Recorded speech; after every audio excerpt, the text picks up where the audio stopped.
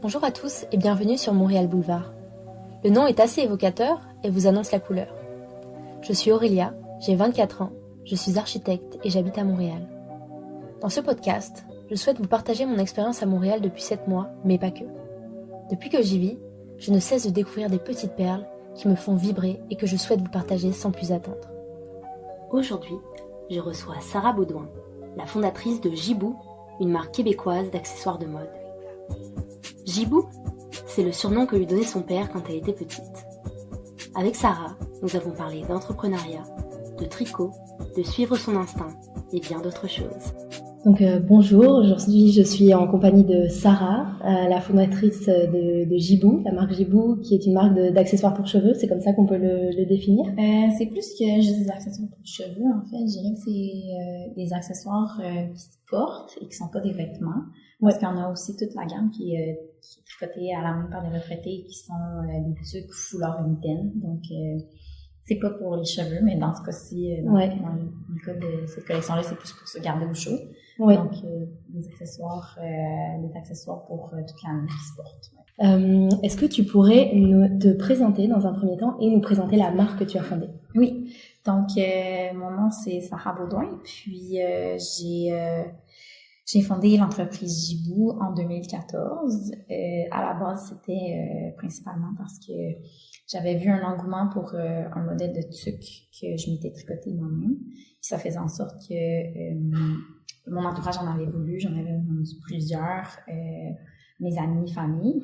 Donc, suite à la discussion avec un de mes amis, il me disait « Bon, mais t'as un produit, pourquoi pas le lancer en ligne pour voir qu'est-ce que ça donne. » Puis finalement, l'année suivante, ça a vraiment bien fonctionné beaucoup plus que ce que je pensais. Puis j'étais débordée par la demande. À ce moment-là, il n'y avait aucune structure. Donc, le concept a été prouvé à ce moment-là. Puis ça m'a motivée à pousser puis à continuer à développer cette marque-là. Okay. Et est-ce que tu peux nous parler un peu de ton parcours? Parce que j'ai lu quelques trucs sur Internet. Oui. C'est assez intéressant. Enfin, l'histoire vraiment, ton parcours universitaire qui t'a mené à ça. Oui. Je sais pas si c'est intéressant, mais en fait, c'est que je pense que j'ai un parcours atypique en même temps. Je pense que c'est quand même habituel dans le milieu de l'entrepreneuriat de pas avoir un parcours linéaire. Oui, c'est sûr. J'ai étudié en architecture. J'ai terminé un baccalauréat dans ce domaine-là. Puis je me voyais pas, en fait, j'ai travaillé 1 an, puis je me voyais pas continuer dans ce domaine-là. Mm-hmm. Puis finalement, je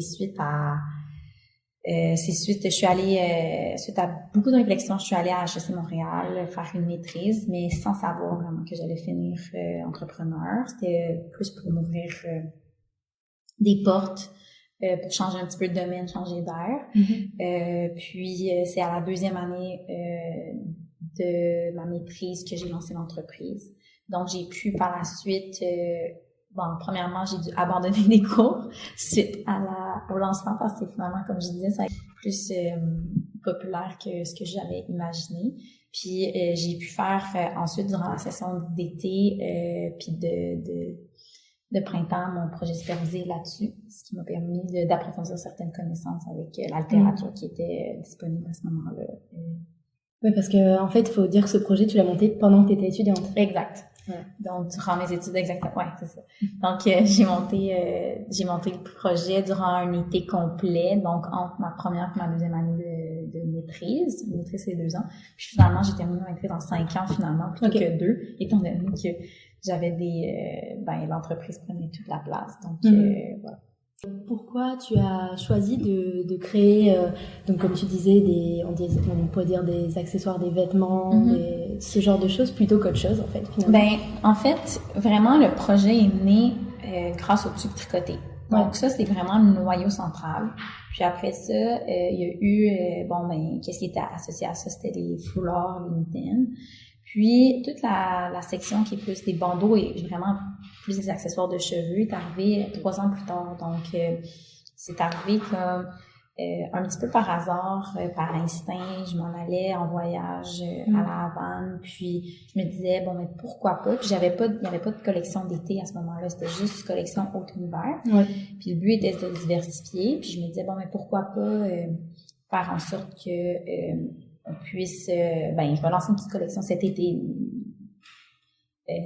aussi bête que ça. Puis finalement, à la vente, j'ai fait un shooting là-bas, puis la collection a bien fonctionné. Je pense que j'ai répondu à un besoin dans le marché, sans vraiment y avoir porté beaucoup de... C'était pas tant réfléchi que ça, c'était vraiment instinctif, en fait, comme choix. Puis j'ai comme été chanceuse à quelque part parce que, justement, ça a eu un vraiment grand engouement, puis tant mieux, parce que là, maintenant, ça me permet de me diversifier vers dans un autre créneau que juste des accessoires pour se garder au chaud, mais c'est aussi des accessoires stylisés pour permettre aux femmes de se sentir bien, puis pour permettre d'accomplir des choses, puis pour se permettre de se sentir belle, même si on n'a pas les cheveux parfaitement faits ce matin-là. Donc, ça répond comme vraiment à un besoin autre. Ça me permet d'élargir ma clientèle. Fait que je pense que ça a été comme une belle avenue qui a été développée. Ouais. Et du coup, en parlant de ça, est-ce que tu pourrais nous parler un petit peu de tes produits, parce que tu parles d'accessoires, de choses qui permettent pas seulement de se tenir au chaud, mais est-ce que tu pourrais justement nous décrire OK. Donc, la collection d'accessoires. Donc, c'est des collections qui sont lancées plus dans les mois estivaux. On crée des bandeaux. Le plus populaire, c'est un bandeau avec une tige de métal intégrée. Donc, ça nous permet de manier le bandeau puis de le placer exactement comme on veut. Ça permet aussi de rester confortable parce que sur la tête, on peut le serrer ou le desserrer comme on veut. On a aussi différents autres produits avec, par exemple, on a un bandeau avec une grosse boule, un genre de gros nœud au centre, des élastiques avec des boucles au bout qui permettent aux femmes de porter le produit de différentes façons. Puis on mise beaucoup là-dessus sur la multifonctionnalité du produit.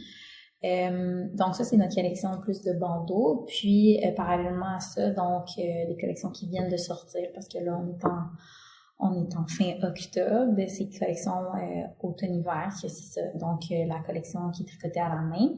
Ce que j'ai pas dit plus tôt, puis je pense qu'il est très pertinent, c'est que au départ, justement, la première année, c'est tout moi qui tricotais à la main. Puis le cercle, ça a grandi, puis maintenant, c'est des retraités. J'ai formé un petit groupe de retraités qui ont pris le relais de la production tricotée à la main.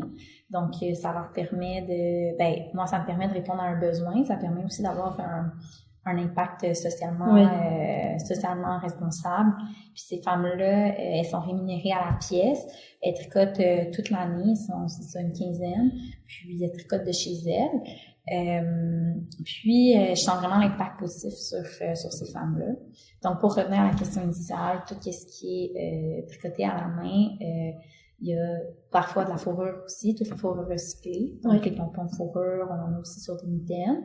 Puis, on a également une collection qui est faite à l'interne de l'entreprise, qui est comme une collection d'automne qui se veut être cousue, non tricotée, donc plus abordable aussi, mais des petits trucs plus légères. Donc, c'est grosso modo ce qu'on offre comme produit.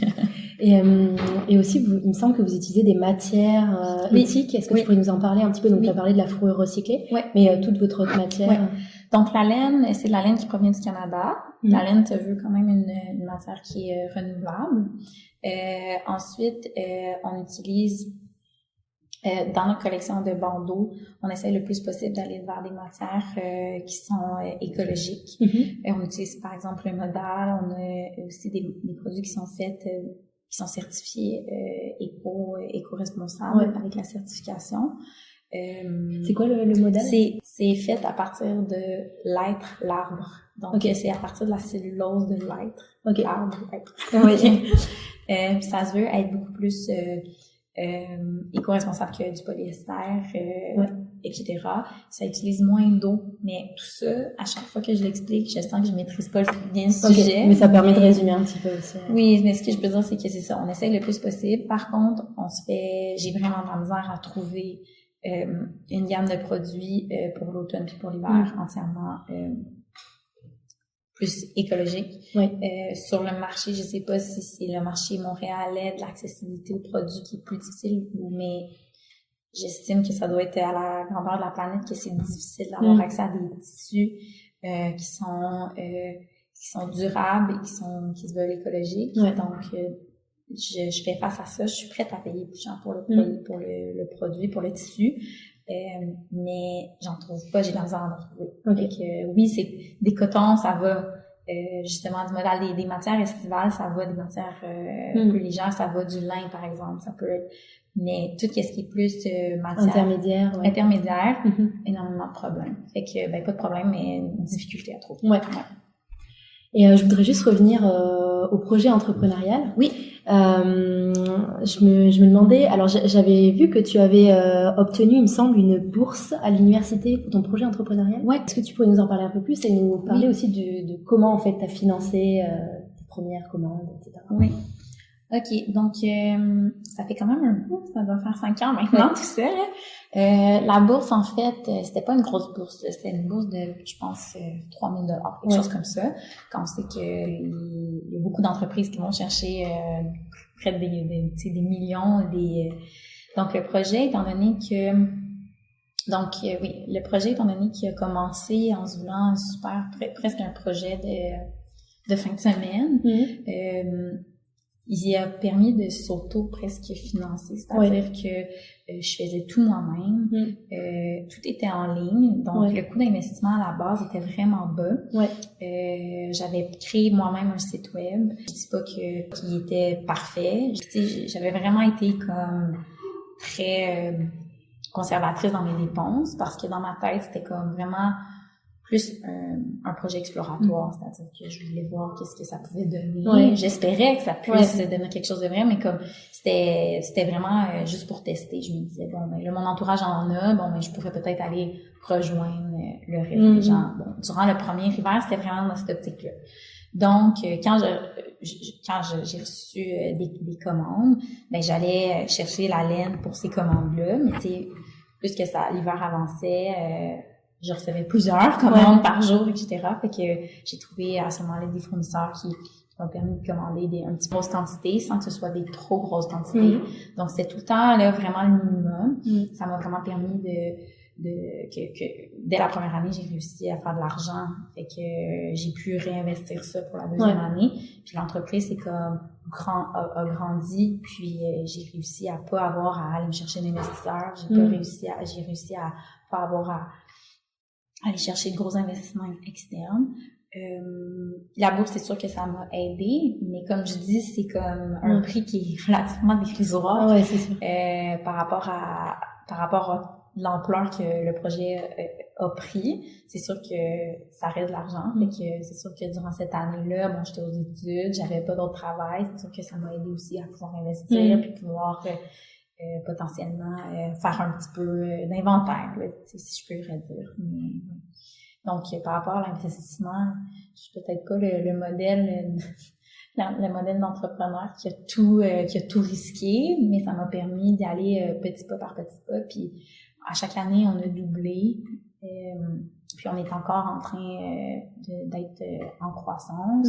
Puis on est encore en train de doubler. Tu sais, je touche du bas pour que ça continue comme ça, mais petit train va loin, comme diraient certaines personnes. Donc, on a commencé avec un petit projet, puis j'y ai cru, puis j'ai mis beaucoup d'énergie, puis ça m'a permis de, justement, être libre de mes actions aussi, de pas avoir d'autres investisseurs, ça me permet d'être complètement libre de mon entreprise, puis de faire mes propres choix. Mais justement, c'est un bel exemple, je trouve, parce que de voir une entreprise ça montre aussi aux personnes qu'elles peuvent se lancer dans leur projet si elles ont envie. C'est pas forcément nécessaire d'avoir des sommes énormes d'argent. Bien sûr, ça dépend du produit qu'on vend, mais comme je dis, je pense que ça vaut la peine de tester le produit à toute petite échelle. Puis après ça, une fois qu'on a la preuve que le produit fonctionne, comme j'ai fait la première année, durant les 4 mois que l'hiver a pu durer, une fois qu'on a la preuve que ça peut fonctionner, là, on peut se mettre en branle et dire, OK, parfait, on va changer le site web, on va investir là-dedans, on va investir dans des relations de presse, on va investir dans le marketing. Mais au moins, le produit, on sait qu'il est fiable, puis on sait qu'il y a de l'attraction sur ce produit-là, tu sais. Puis ça reste que c'est ça le plus important, le produit. les autres choses aussi sont importantes, les autres aspects, mais... T'as un produit qui marche, qui est de qualité. Ouais, après, le reste est plus simple à faire que l'inverse. T'as un produit qui est pas de qualité. Exact. Et justement, est-ce que tu peux nous expliquer un petit peu comment t'as fait pour faire connaître ta marque? Parce que j'ai lu quelques petites choses à propos de ça. Je sais pas ce que t'as lu, là, parce que peut-être qu'il y a des choses que je pense que j'ai oubliées, mais moi, ce qui me vient vraiment à l'esprit dans cette question-là, c'est vraiment les réseaux sociaux qui ont fait la différence. Dès le départ, l'entreprise était sur Instagram, puis ça a été comme le petit lancement du début, là. C'était comme, j'ai annoncé à mes amis sur Instagram, puis sur Facebook, j'ai créé une page, j'ai créé un compte Instagram. Donc, à très court terme, là, dans les premières semaines, c'est ça qui a créé de l'attraction. Ouais. Puis après ça, j'ai eu la chance que il y a eu des blogueurs il y a une blogueuse en particulier, Sarah, une blogueuse de Québec, qui avait reçu après Noël qui avait reçu durant Noël une tuque. Puis ça fait en sorte que la tuque, elle en a parlé parce qu'elle l'aimait beaucoup. Elle en a parlé sur son blog. Puis ça nous a donné un deuxième souffle après le temps des fêtes. Tu sais, comme on pensait que c'était terminé, mais elle nous a vraiment fait connaître grâce à ce post-là. Puis tu sais, c'était rempli d'amour. Puis on n'était même pas rentré en contact avec elle. Là, c'était vraiment sincère. D'elle-même, quoi. Exactement. Fait que je dirais que ça, c'est le noyau qui a fait en sorte que la première année, oui, ok, ça a été prouvé. Puis après ça, mais c'est sûr que il y a eu après ça différents aspects qui ont été poussés pour que ça continue, c'est-à-dire d'autres, mais des collaborations que là, nous, on est allé de l'avant. On a eu des articles que soit que c'est nous qui avons approché les journalistes ou vice-versa, c'est eux qui ont entendu parler du concept. C'est sûr que le principe avec les retraités, évidemment, le concept avec les retraités stimule beaucoup, je pense, la curiosité. Ça fait en sorte que justement, les gens, il y a une histoire derrière chaque produit. Oui, c'est ça. Surtout pour Noël, je pense que ça fait en sorte que ça nous aide beaucoup aussi de se nous faire connaître, ce concept-là qui est comme inhérent au projet. Parce que j'avais aussi lu que tu avais fait des tubes pour des équipes de sport. Également, c'est vrai. C'est ça que je trouvais... C'était ça que je voulais que je dise. Oui, c'était une super bonne idée. Oui, c'est vrai. Avec l'équipe du Québec, c'est vrai, on avait fait... puis on avait eu aussi des commandes de Rouge FM. Rouge FM, c'est une radio à Montréal. Donc, oui, c'est vrai que les équipes sportives, je pense que c'était l'équipe du Québec ou l'équipe du Canada de ski avaient eu leur truc. Puis, je fais du ski, fait que c'était un petit peu... c'était un petit peu instinctif pour moi de les approcher. On a fait aussi beaucoup de trucs pour des commandes c'était des commandes pour le 24 heures de Tremblant, donc des défis sportifs, là, quand c'est des équipes, là, tu sais, il y a des années qu'on faisait énormément de trucs pour eux, donc aux couleurs de leur équipe, etc. C'était des trucs sur mesure. Ouais, non, c'est intéressant. Oui, maintenant, donc vous n'avez pas de boutique physique Gibou, mais par contre, vous vendez dans beaucoup de boutiques au Québec. Et comment tu as fait pour référencer tes produits dans la première boutique? Je pense que le premier point de vente dans lequel je suis arrivée, c'est Simons, qui est comme une grande chaîne à Montréal, au Québec, en fait. C'est même pas de Montréal, c'est de la ville de Québec, mais ils ont plusieurs... c'est des magasins, là, c'est très grand, mais ils s'intéressent beaucoup aux entreprises locales. Donc, je pense que je suis arrivée dans un bon moment. C'est moi qui les ai approchés, j'ai écrit un courriel. Puis j'ai rencontré avec mon petit des clients là, après un an. Je connaissais pas grand-chose de l'industrie, mais je voulais, puis j'y croyais. Puis elle m'a donné une chance. Puis l'année suivante, j'ai eu une première commande, donc ça me permettait de rentrer dans un point de vente. Mais en fait, c'était plusieurs points de vente parce qu'ils ont plusieurs magasins. Voilà. Puis après ça, c'est je suis allée rencontrer d'autres plus petites boutiques. Je les ai approchées. J'ai une représentante des banques qui maintenant a pris le relais là-dessus. Donc maintenant c'est elle qui peut aller approcher les boutiques, les magasins. Puis maintenant, on a la chance de se faire quand même beaucoup approcher quand même par les boutiques. Donc il y a des boutiques qui entendent parler de nous via les réseaux sociaux, par exemple. Puis là, ils nous approchent, on aimerait ça, avoir vos produits. Donc, c'est comme ça que ça s'est fait. On vend en ligne, on vend à les boutiques, puis on vend aussi dans les pop-up qu'on fait. Donc, on fait des marchés éphémères. Oui. Surtout dans le temps de Noël, mais aussi maintenant durant l'été. Oui. Mais c'est vrai que je vous ai beaucoup vu durant l'été, même régulièrement dans les marchés. C'est d'ailleurs là que je t'avais vu la dernière fois. Ouais, c'est ça. Oui. Puis toi, est-ce que ça fait longtemps que tu pratiques le tricot, la couture peut-être? Ben, j'ai toujours été super manuelle. Donc, j'ai toujours travaillé, j'ai toujours dessiné, travaillé manuellement. Au cégep, je me faisais des vêtements. Mais justement, à la fin du secondaire, j'avais appris dans l'autobus à faire une tuque. Puis, c'est ce même modèle-là qu'on vend encore aujourd'hui. Puis, j'avais beaucoup de facilité. J'avais appris, en fait, sur l'heure du midi, puis j'avais une amie qui me l'avait montré. Puis, le soir, je l'avais terminé dans l'autobus, puis là, j'en avais fait d'autres parce que c'était comme vraiment facile pour moi. Puis, durant le cégep, qui est après le secondaire, j'avais quand même du temps là, au cégep, c'est pas un programme super exigeant là, j'avais quand même du temps, donc je prenais des commandes. J'en avais fait vraiment beaucoup là, il y avait beaucoup de gens au cégep, puis j'allais chercher la laine le soir, ils me disaient je veux une tique noire avec un rebord blanc, puis là je prenais vraiment le petit costume.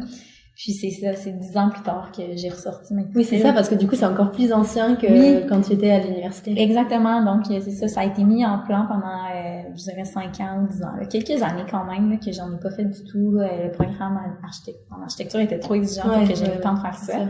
Puis, voilà. Donc, oui, ça faisait quand même plusieurs années que je savais tricoter à ce moment-là. Et ça t'apporte quoi de faire des choses manuelles? Ben, j'en fais de moins en moins, mais j'en fais encore. À mon avis, c'est bon pour le cerveau où il y a quelque chose de méditatif dans soit le tricot, soit dans tout ce qui est manuel. Oui, tout ce qui est manuel en fait. Moi, j'aime beaucoup faire quelque chose de manuel assis, toute seule, je suis comme dans ma bulle, même si c'est quelque chose de répétitif. Faire des pompons, j'en fais encore énormément. Des pompons de fourrure, donc avec la fourrure recyclée.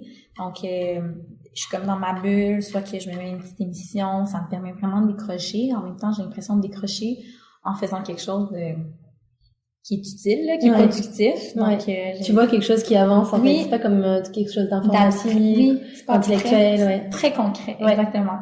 Donc je tricote moins, mais ça m'arrive encore de tricoter si on a comme un problème, il nous manque vraiment quelque chose, il y a un problème d'inventaire, je peux me mettre à tricoter un week-end sans problème.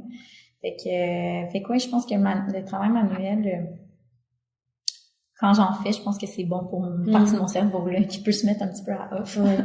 C'est marrant parce que ce que tu décris, ça me rappelle quand j'étais étudiante en architecture, parce que je suis architecte. Et tu sais, quand tu fais tes maquettes et que tu peux te mettre la radio en même temps et que tu vois que ça avance. Mais c'est comme une partie à l'école d'architecture que j'aimais, en fait. Faire les maquettes. Bon, c'était super précis, là, mais c'était comme un projet qui avançait vraiment devant nos yeux, puis non, vraiment, clairement, effectivement, là. Ben, c'est sûr qu'il y a un parallèle à faire entre le parcours architectural puis l'entreprise parce que autant ça a été exigeant de faire mon architecture en sachant que possiblement je voulais pas faire ça toute ma vie. En même temps, ça a été super, constructif. C'est-à-dire que j'ai appris beaucoup de choses puis tu sais, je pense que c'est, en tout, tu me parlais de, s'il y avait eu beaucoup d'investissements au départ, mais je pense que c'est une raison pourquoi j'ai pu faire beaucoup de choses par moi-même. C'est pas nécessairement quelque chose que je conseille, mais quand même, j'ai pu faire des choses par moi-même, puis ça paraissait quand même professionnel parce que j'avais 3 ans de présentation, d'études, puis des trucs qui devaient être parfaitement faits. C'est sûr, donc j'avais comme, on dirait, de l'expérience sans que ce soit directement dans mon domaine. Non, c'est vrai que ça permet vachement de s'ouvrir, je trouve, à plein de choses créatives, en fait. Le développement de projet, c'est ça, le développement de projet, c'est vraiment... processus itératif, de comme avancer, reculer, aller voir qu'est-ce qu'on a fait au départ, c'est la solution. Puis disons que je suis dans maintenant à vouloir que tout aille vite, mais le parcours architectural me ramène possiblement à comme vouloir faire des choses en prenant le temps de les faire, en reculant, en avançant pour pouvoir zoom, dézoom. Exact. Je vois très bien ce que tu veux dire. Puis comment tu trouves l'inspiration pour les modèles? Parce que comment ça se passe? C'est toi qui les dessines ou est-ce que c'est quelqu'un d'autre? Ouais, non, en ce moment, c'est plutôt moi qui arrive avec le concept de ce que je veux qu'on fasse. Tout ce qui est tricoté, c'est moi qui décide de A à Z, parce que c'est moi qui ai développé un peu les patrons. Ouais. Puis le reste, là, en ce moment, j'ai comme quelqu'un qui m'aide beaucoup pour le développement de patrons, qui vient travailler à l'atelier. Donc, ça a été vraiment intéressant dans les derniers mois d'arriver avec des idées pour justement pour la collection de bandeaux, donc qui est cousu. Puis d'arriver avec des idées parfois abstraites, parfois très concrètes de ce que je voulais, puis qu'on puisse développer comme un peu en équipe. Tu sais, on était trois à y penser, puis à se dire, OK, ça c'est une solution, ça c'est un problème, ça c'est possible, ça c'est pas possible, ça pourrait coûter trop cher, ça a de l'allure. Donc, il y a d'autres paramètres aussi qui rentrent en ligne de compte, mais c'est vraiment intéressant de le faire en équipe, puis je le vois. Là, dernièrement, j'ai vraiment vu l'impact que ça pouvait avoir de travailler ce type d'aspect en équipe. Et tous les modèles que vous avez développés depuis le début de l'existence de Jibou, vous les avez gardés ou alors vous changez vos collections vraiment Donc, on a un modèle classique de tuque qui est là depuis le début. Les couleurs ont changé, ont évolué. Par contre, ça reste notre tuque classique égyptien, ça reste ce tuque-là. Parce que notre tricot se démarque des autres tricots également. Donc, la collection tricotée est restée un peu plus stable. Toutes les autres collections, dans le fond, tout ce qui est collection d'automne, cousu, les collections de bandeaux, encore là, on a nos meilleurs vendeurs, mais ils évoluent plus vite, les couleurs évoluent plus vite, tout est comme plus en accéléré. Donc c'est ça, je pense que c'est un modèle à deux vitesses. Quel futur projet pour Jibou? C'est sûr que là, on a goûté à la diversification des produits avec justement les bandeaux depuis un an et demi, deux étés, disons, donc 2 saisons importantes. Donc, c'est sûr que je pense de plus en plus à la diversification pour offrir d'autres produits à une clientèle. Également, l'ouverture vers d'autres marchés. Par contre, les autres marchés, c'est pas quelque chose qui est en fait, c'est quelque chose qui prend du temps, ouvrir des nouveaux marchés qui prend énormément de ressources. Donc, je sais que c'est ça, il faut que ce soit fait intelligemment. On vend de plus en plus à Toronto. On fait 2 marchés, des gros marchés là-bas. Donc, c'est possiblement le prochain marché, en fait, permanent plutôt. En fait, c'est parce qu'il y a 2 types de marchés, dans le sens marché pop-up puis marché dans le terme économique du terme, là, nouveau marché. C'est ça. Il faudrait peut-être recommencer la reformulation. Donc, Toronto, c'est possiblement le prochain marché qu'on veut approcher, qu'on approche depuis déjà 2 à 3 ans. Donc, on veut continuer de pousser dans cette optique-là. Ouvrir le plus de boutiques en Ontario. Puis après ça, à suivre pour les prochains. On a ouvert également quelques boutiques récemment aux États-Unis. Ah oui, c'est ça. Mais les États-Unis, c'est ça, c'est un marché qui est hyper compétitif, donc oui, il est attrayant parce qu'il y a beaucoup de monde qui habite, puis il y a beaucoup de clients potentiels, mais je veux que ce soit fait intelligemment. Je veux pas qu'on se garoche non plus, puis qu'on perde toutes nos ressources parce qu'on veut à tout prix. Les ressources et les valeurs, mine de rien. Exactement. Puis il y a tellement d'exemples qui n'ont pas fonctionné, d'entreprises qui ont essayé de se projeter aux États-Unis, que il faut y aller intelligemment, puis y aller quand il arrive, on est prêt. Fait que d'ici ce moment-là, quand on se fait approcher, on accepte puis on est vraiment heureux pour les États-Unis, mais c'est pas un marché qu'on aborde d'emblée.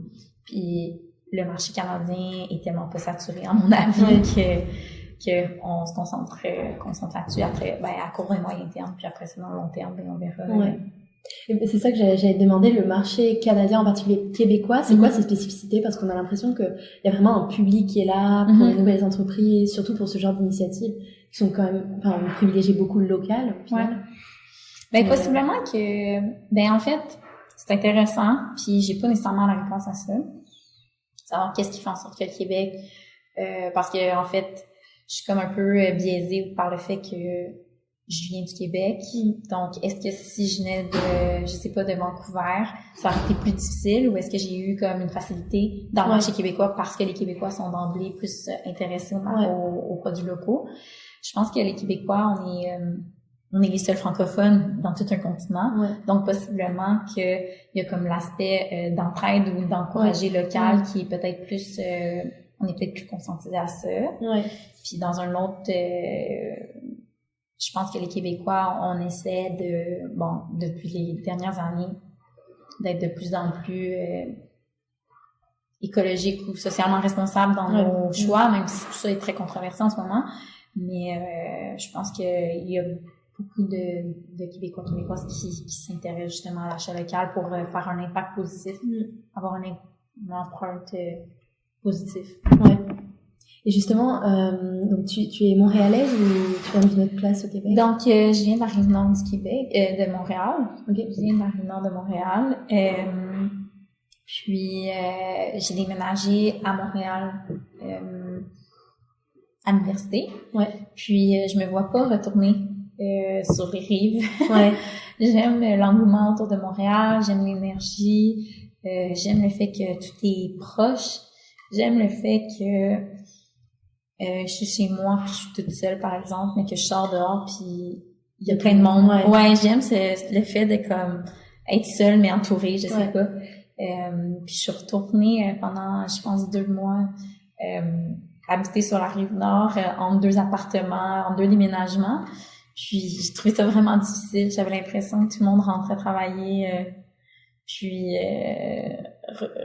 rentrait travailler, rentrait chez eux, puis qu'il y avait pas nécessairement d'interconnexion. Je sais pas. Comme par défaut, comme si les gens avaient pas trop le choix. Je sais pas. Il y avait vraiment comme un sentiment de vide. Puis en même temps, je respecte beaucoup les gens qui aiment ça. Il y a pas de problème. On dirait que ça me correspond pas. J'allais courir dans la rue puis je croisais personne. Je sais pas. C'est comme s'il me manquait de stimulation. Je sais pas. Je comprends. Et toi, tu vois Montréal, tu le vois comment dans 5 ans, dans 10 ans, justement? C'est une bonne question. Par rapport à quelle... par rapport à plein de choses, que ce soit culturellement, que ce soit d'un point de vue entrepreneurial, justement par rapport aussi aux initiatives que tu disais, que les Québécois sont quand même, je pense, pas mal réceptifs, tout ce qui est local, etc. Comment tu vois? Mais en fait, par rapport à ça, je serais surprise, curieuse, en fait, d'en apprendre plus par rapport aux autres provinces, tu sais. Est-ce que c'est vrai que le Québec encourage plus l'achat local que l'Ontario, que d'autres provinces? Je sais pas, tu sais, parce que justement, j'ai un billet étant donné que je viens d'ici. Puis après ça, Montréal, c'est une bonne question à savoir à quoi ça peut ressembler dans 5 ans. Je pense que les Montréalais, en tout cas les Québécois, ils veulent se lancer en affaires. La nouvelle génération, ça a été montré dans les études qu'ils veulent... Ils ont vraiment beaucoup d'intérêt pour le monde des affaires, de l'entrepreneuriat, en fait. Donc, j'ai l'impression qu'il va y avoir de plus en plus d'entreprises. Puis après ça, en espérant que, justement, le modèle de produits sache se réinventer. Parce que on est comme... Moi, je sens que je suis dans une première génération... qui a parti d'une entreprise qui avait pas pignon sur rue, tu sais. J'ai parti ça dans mon sous-sol, là, dans mon salon, tu sais. Fait que probablement que le modèle est en train de se réinventer, mais il va continuer en fait de se réinventer pour arriver avec la nouvelle technologie, puis pour que ça reste rentable, puis que donc oui. Puis il y a aussi la place des femmes qu'on n'a pas discuté, mais qui peut être, je pense, intéressant dans ce genre de questions-là, c'est-à-dire que ici, on travaille dans un coworking, puis on est toutes des femmes entrepreneurs, donc on a 4 entreprises, puis on est toutes des femmes entrepreneurs, justement, puis je trouve qu'on n'a pas beaucoup de modèles, en fait. Moi, dans mon entourage, il y a beaucoup d'hommes en affaires, mais il n'y a pas beaucoup de femmes, puis Donc, puis tu sais, oui, il y en a, là, je dis pas qu'on est les seuls, vraiment pas, là, puis il y en a des femmes qui ont réussi, qui sont dans la cinquantaine, puis qui ont réussi à faire leur carrière au complet, puis à monter des belles entreprises. Mais l'idée d'emblée est pas féminin dans le monde de l'entrepreneuriat. On les met, je sens qu'à Montréal, on les met beaucoup de l'avant, par exemple. On se fait inviter, on se fait questionner. J'ai l'impression que la femme est mise en ce moment de l'avant dans ce milieu-là, puis tant mieux. Mais oui, je pense qu'il va falloir qu'il y en ait plus, puis qu'il y ait de plus des modèles, parce que conciliation au travail, famille, etc., là, c'est quoi les options. Okay. Et en tant que femme, est-ce que tu as rencontré des difficultés dans ton statut d'entrepreneur? Non, non. Je réfléchis. Moi, toute ma jeunesse, là, la question de la femme dans le milieu du travail n'a jamais été un enjeu pour moi, parce que j'avais un peu des œillères, puisque ma mère elle avait une très belle carrière, entourée d'hommes, mais elle, c'était pas un problème pour elle. Donc, j'ai été élevée avec une conscience que les femmes peuvent faire tout autant que les hommes, puis que c'était pas un problème, tu sais. Donc, c'est en vieillissant que je réalise les inégalités, tu sais, que j'ai réalisé les inégalités, mais c'est pas moi qui les ai vécues. En fait, pas consciemment. Peut-être que j'en ai vécu sans le savoir, mais c'est pas moi qui en ai vécu, mais c'est plus que je réalise plus au niveau de la société de façon générale. Puis c'est là que ça me choque. Par rapport à l'entrepreneuriat, si moi j'ai vécu je le vois pas, possiblement que oui, je le vois pas, possiblement que, par contre, c'est moi qui achète puis c'est moi qui vends. Donc, tu sais, ça reste de la business. Donc, à quel moment est-ce que, tu sais, puis maintenant, il y a beaucoup de choses qui se font par courriel, mais tu sais, quand j'achète, à quel moment est-ce que moi, je pourrais être discriminée parce qu'ils ont envie de vendre leur produit. Exactement. Puis vente, ben ça reste que je vends un produit pour femmes. Donc je dis pas si j'étais dans le milieu pharmaceutique, je dis pas si j'étais je sais pas là, peu importe, si j'essayais de vendre sur des chantiers de construction comme en architecture, peut-être que là je le verrais plus. Mais j'ai la chance en ce moment d'être comme, puis peut-être que mon propos est naïf, puis que je le vois pas ou j'y pense pas présentement, puis que ça va me popper dans 2 jours, puis je vais me dire ben oui, c'est vrai que ça. Mais je pense que étant donné que j'ai été élevée de cette façon-là, j'arrive avec une certaine confiance, puis je suis pas du tout intimidée par les hommes, puis encore moins maintenant, parce que là j'ai l'impression d'avoir fait mes preuves. En tout cas, je me suis fait mes preuves à moi-même. Donc quand j'arrive dans une rencontre, puis je suis devant un homme, ben je suis pas gênée de challenger. Puis une fois que le challenge est amorcé, puis que la question il y a des questions qui se posent intelligentes, puis des propos qui se donnent de façon intelligente, ben à réfléchir. Je comprends ce que tu veux dire. Et puis, y a-t-il quelqu'un, une personne ou un mantra qui t'inspire, que ce soit dans ton travail, dans ta vie quotidienne? C'est une bonne question. Personne qui me vient directement à l'esprit. Donc, j'ai pas de personne forte qui me vient. Par contre, je pense que je peux dire que je suis inspirée par différentes personnes. Par des modèles sur certaines questions.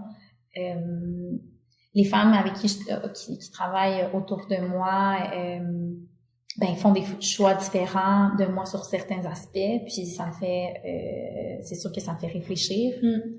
Il y a des gens, les gens qui je suis très inspirée par les gens qui ont réussi des entreprises puis qui sont allés loin, parce que je me dis ça me permet de me pousser, puis ça me permet, donc quand j'ai une discussion avec des gens qui ont réussi dans des milieux ou peu importe, c'est sûr que ça m'inspire. Et est-ce que tu aurais un conseil à faire passer à nos auditeurs, peut-être qui ont envie de monter leur projet, que ce soit entreprise, entrepreneurial, peu importe? Je pense que la différence entre un projet entrepreneurial et pas de projet entrepreneurial, c'est de le faire. Donc, fixez-vous des objectifs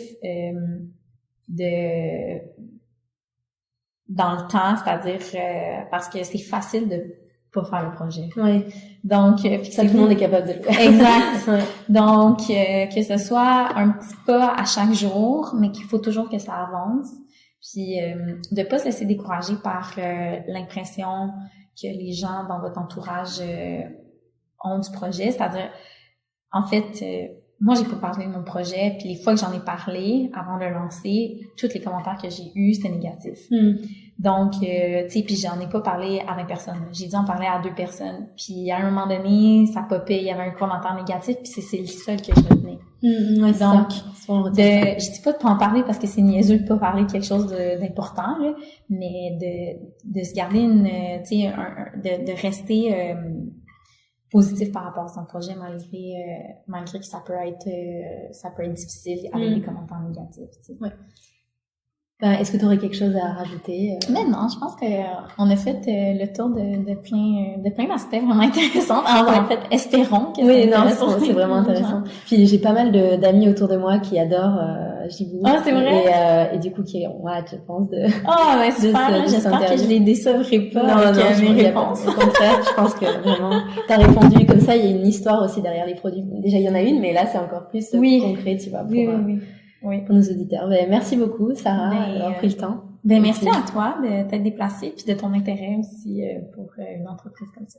Ben, avec plaisir. Au revoir. Aujourd'hui, Jibou est une entreprise qui emploie 5 personnes et 15 retraités tricotent pour la marque qui est distribuée dans environ 70 boutiques au Canada. Merci à Sarah d'avoir pris le temps de répondre à mes questions. Vous pouvez retrouver Jibou sur leur Instagram, Facebook et sur leur site de vente en ligne jibou.ca. Quant au podcast, vous pouvez me retrouver sur Instagram, Montréal Boulevard, sur Facebook, mais aussi sur toutes les plateformes d'écoute. Si le podcast vous plaît, n'hésitez pas à laisser un petit commentaire sur votre plateforme d'écoute préférée et un 5 étoiles sur Apple Podcast. À bientôt sur Montréal Boulevard.